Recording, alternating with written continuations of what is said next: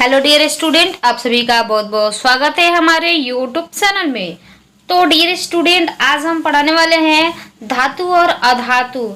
Class 8 का विज्ञान है, अध्याय 16 है धातु और अधातु।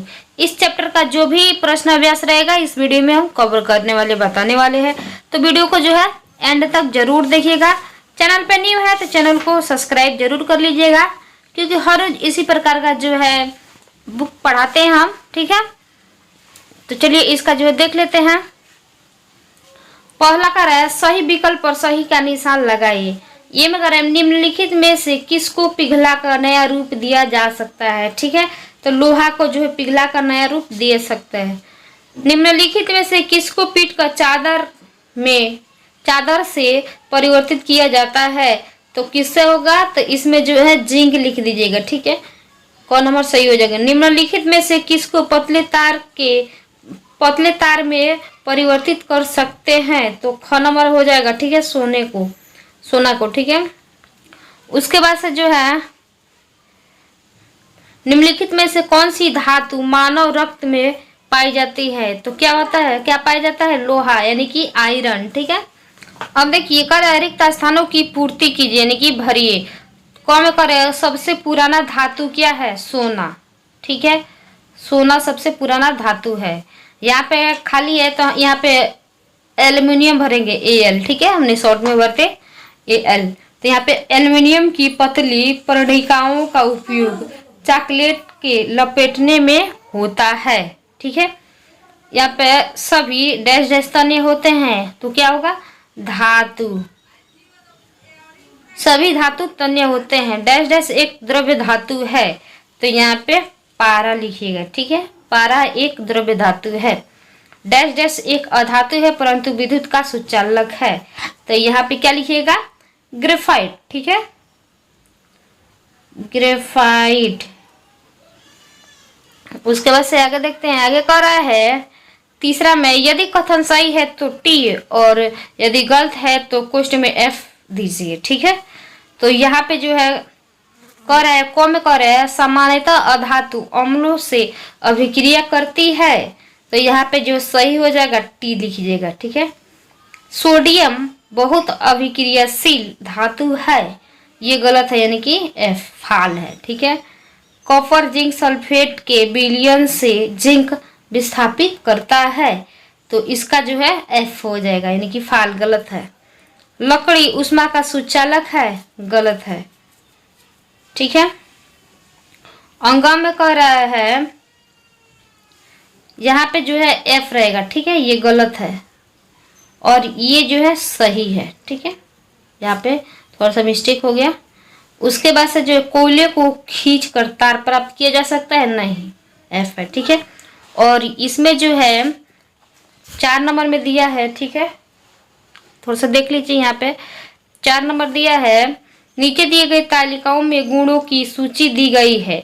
इन गुणों के आधार पर धातु और अधातु में जो है अंतर बताना है। ठीक है, तो इसका जो अंतर देखिए। चमक, धातु में चमक होती है, अधातु में नहीं होती। तन्य धातु को, तो इसमें जो आप लोग इस तरह से टिक मार लीजिएगा। ठीक है, और ये जो है, ठीक है, चलिए आगे चलते हैं। 5 नंबर में कह रहा है निम्नलिखित के लिए कारण दीजिए। ठीक है, कारण देना है। कौ में कह रहा है कॉपर जिंक को उसके लवण के विलयन से विस्थापित नहीं कर सकते हैं, तो इसका उत्तर देखिए। क्योंकि जिंक कॉपर से अधिक अभिक्रियाशील धातु है। ठीक है, अब देखिए ख में कह रहा है फास्फोरस को पानी में रखते हैं जबकि सोडियम और पोटेशियम को मिट्टी के तेल में रखते हैं। इसका उत्तर देखिए।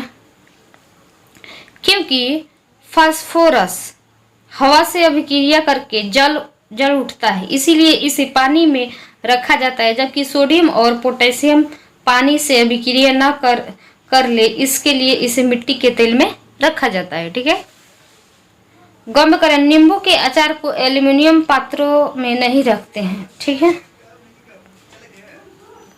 क्योंकि नींबू के अचार में अम्ल होता है जो एल्यूमिनियम धातु के साथ अभिक्रिया करके हानिकारक लवण और हाइड्रोजन गैस बनाता है। ठीक है, तो अब देखिए, अब इसमें दिया नीचे दिए गए कॉलमों को मिलान कीजिए।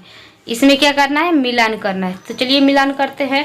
सोना को हम किससे मिलाएंगे, आभूषण से। ठीक है, आयरन को हम किससे मिलाएंगे, आयरन को जो है हम मिला देंगे मशीन। एल्यूमिनियम को मिला देंगे बिजली की तार से। ठीक है, सॉरी यहाँ पे जो है एल्यूमिनियम को मिलाएंगे खाद्य सामग्री। ठीक है, ये थोड़ा सा मिस्टेक हो गया। कार्बन को हम मिलाएंगे ईंधन से। तांबा को मिलाएंगे बिजली के तार से। पारा को मिलाएंगे यानी मरकरी थर्मामीटर से। ठीक है, अब चलिए आगे देखते हैं। 7 नंबर जो है कह रहा है क्या होता है जब कम करें मैग्नीशियम रिबन के दहन के फलस्वरूप प्राप्त राख को जल में घोला जाता है और इससे लाल लिटमस पत्र डाला जाता है। तो इसका जो है देख लीजिए यहाँ पे Mg यानी कि मैग्नीशियम जलने पर ऑक्सीजन के साथ अभिक्रिया करके मैग्नीशियम ऑक्साइड बनाता है।